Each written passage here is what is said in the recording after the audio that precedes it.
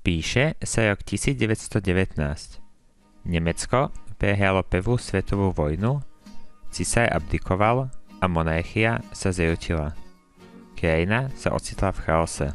Ulice sú plné nahnevaných ľudí, štrajkov, ozbrojených skupín a veteránov, ktorí sa vrátili domov do sveta, ktorý už nespoznávajú. Monarchia, za ktorú bojovali, sa rozpadla a na jej mieste stala Demokratická republika. Práve táto vláda ale začne používať polovojenské jednotky veteránov, aby potlačila revolúciu. V dnešnom videu sa pozrieme na Freikorps, dobrovoľné polovojenské jednotky, ktoré vznikli po prvej svetovej vojne. Na prvý pohľad pôsobia ako tí, ktorí ochránili Nemecko pred chaosom. Realita je ale oveľa zložitejšia. Pomohli Weimarskej republike prežiť v jej začiatočných fázach, ale zároveň prispeli k radikalizácii a tomu, že sa politické násilie stalo v Nemecku normalizovaným.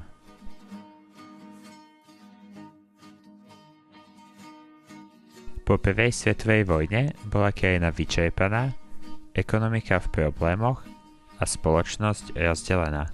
V mestách prebiehali štrajky, vznikali rady robotníkov a extrémistické ideológie získavali popularitu. V Rusku zároveň prebiehla bolševická revolúcia, vedúca k občianskej vojne a spoločnosť sa obávala podobného scenára v Nemecku. Weimarská republika sa tým pádom bojí revolúcie, ale nemá dostatočné zdroje na jej potlačenie. Prichádza ale jedno jednoduché a lákavé riešenie, spomínaný Freikorps. Nešlo o jednotnú organizáciu s jediným veliteľom, ale skôr o spojenie rôznych dobrovoľníckych jednotiek veteránov, často postavených okolo konkrétneho dôstojníka alebo regiónu. Motívy jednotlivých členov sa taktiež líšili.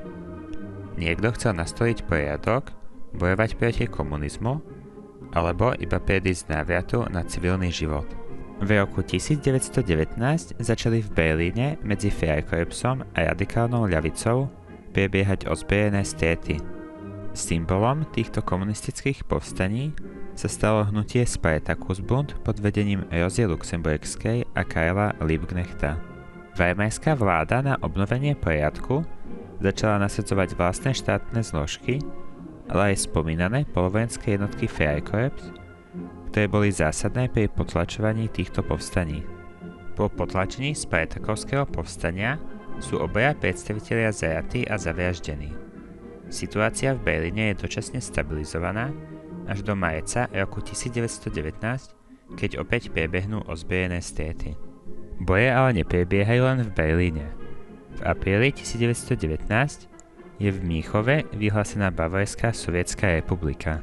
Spočiatku bola založená anarchistickými a socialistickými skupinami, ktoré boli ale iba po 6 dňoch pri moci zosadené komunistickou stranou Nemecka, pod ktorou populácia čelila tvrdým podmienkam, popravám a nedostatku jedla. Do Bavorska boli následovne nasadené vládne jednotky spolu s Freikorpsom, ktoré obklúčili Mníchov a začiatkom mája 1919 obsadili mesto, čo viedlo ku koncu Sovietskej republiky. V roku 1919 sa dve Freikorps divízie taktiež presunuli do Lotyšska a Estónska, kde spolu s Veľkou Britániou pomáhali miestnym vládam v boji o nezávislosť proti bolševikom. V máji pomohli Lotyšsku oslobodiť Rigu, ale následovne sa súdržnosť medzi Freikorpsom a baltskými jednotkami začala zmenšovať. Mnohí velitelia Freikorpsu totiž nechceli len bojovať proti bolševikom, ale zároveň zachovať nemecký vplyv v Pobaltí, čím sa dostali do konfliktu s estonskými a lotyšskými silami, ktoré ich v júni porazia pri bitke o Cesis. Po tejto porážke prišiel medzinárodný tlak a nemecké jednotky sa postupne boli nútené stiahnuť. Situácia v Nemecku sa ale medzi tým začala stabilizovať a Freikorps postupne prestával mať účel, čím hrozilo jeho rozpustenie. Preto sa v marci 1920 niektoré jednotky Freikorps pokúsili o zvrhnutie vlády, neskôr známe ako Kappov puč.